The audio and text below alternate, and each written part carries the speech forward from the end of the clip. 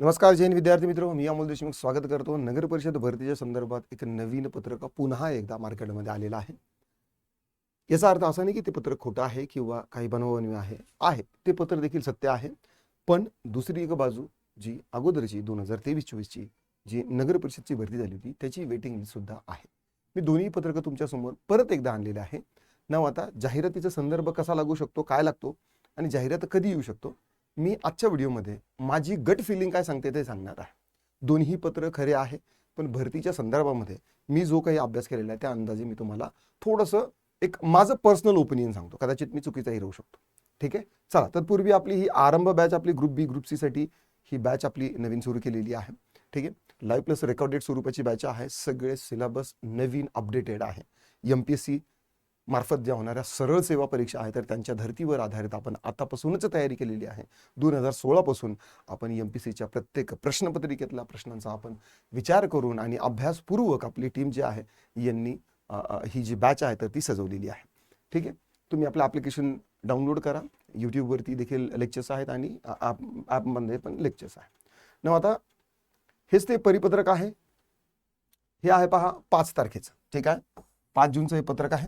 यामध्ये जिल्हा आयुक्त, नगर प्रशासन, जिल्हाधिकारी सर्व यांना हे पाठवलेलं आहे. ठीक आहे, न आता राज्यातील नगर परिषद आस्थापनेवरील गट क गट ड रिक्त पद भरती प्रक्रिया राबवण्याकरता संवर्गनिहाय पदाची माहिती संकलित करण्याबाबत. ठीक आहे, म्हणजे आता नगर परिषदमध्ये किती पद रिक्त आहेत पर्टिक्युलरली ज्या ABC लोकसंख्येच्या आधारे ज्या आहेत तर त्यामध्ये किती पद जे आहे तर ते संवर्गनिहाय रिक्त आहे याची माहिती संकलित करून नंतर मग अपडेटेड जाहिरात जी आहे तर येऊ शकते. याच्यासाठीचा हा एक आहे.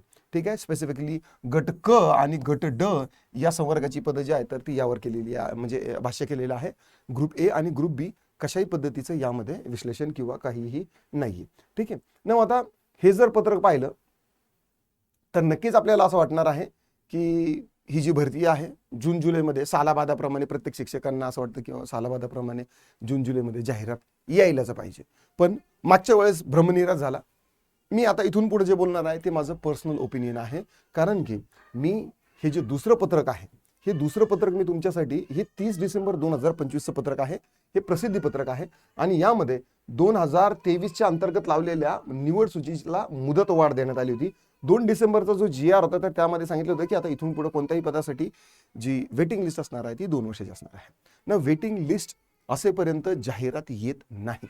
हे मी का म्हणतोय, कारण की वेटिंग लिस्ट जर असेल त्या वेटिंग लिस्टमध्ये विद्यार्थी जे असतील ते कायदेशीर हक्कदार असतात.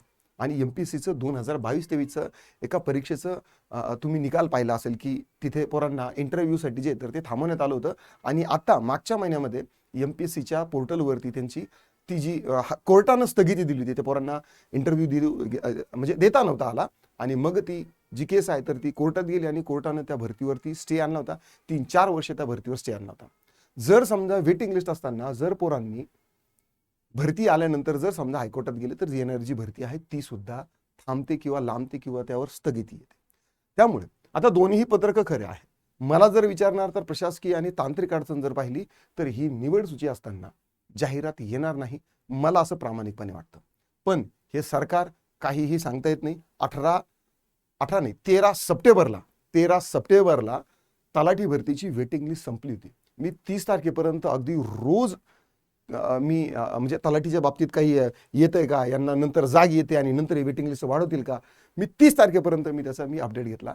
शेवटी 2 डिसेंबरला सरकारनं एक वेगळाच निर्णय काढला आणि सगळे जे आतापर्यंत जी वेटिंग लिस्ट म्हणजे ज्यांची होती जिवंत होती त्यांना सगळ्यांना काय केलेलं आहे की परत त्यांनी वेटिंग लिस्ट जिवंत ठेवलेली आहे. म्हणजे ज्यांची वेटिंग लिस्ट संपलेली होती त्यांना देखील ते लागू केलेलं आहे. म्हणजे तलाठी भरती जी आहे तर ती 18 सप्टेंबरला संपणार होती, तिथून पुढे 6 महिने लांबवली आणि नंतर मग बाकीच्याही विभागाच्या ज्या वेटिंग लिस्ट होत्या तर त्या देखील या GRनं ज्या 2 डिसेंबरचा GR आहे त्यांनी जिवंत झाल्या होत्या.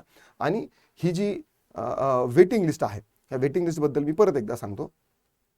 ठीक आहे, जर तो 2 डिसेंबरचा जर GR आपण गृहीत धरला तर इथं पहा ही जे पत्रक आहेत हे मी बऱ्याच वेळेस सांगितलेलं आहे. ठीक आहे, आणि हे जी आहे ना तर हे मी तुम्हाला हे आपल्या टेलिग्रामला देखील प्रोव्हाइड करतो ना. आता दोन्हीही प्रशासकीय निर्णय जर कॉन्फ्लिक्ट होत असतील तर अशा वेळेस कोणता तरी एक निर्णय मागे किंवा पुढे होईल.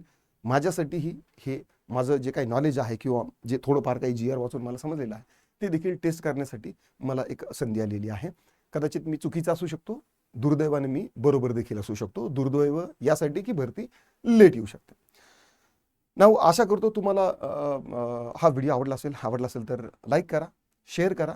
कमेंटमध्ये जर तुमचे काही दिक्कत, डाऊट, क्वेरी, परेशान असतील नोंदवू शकता. आता पुरतं एवढंच. थांबतो. पुन्हा भेटूया. राम राम.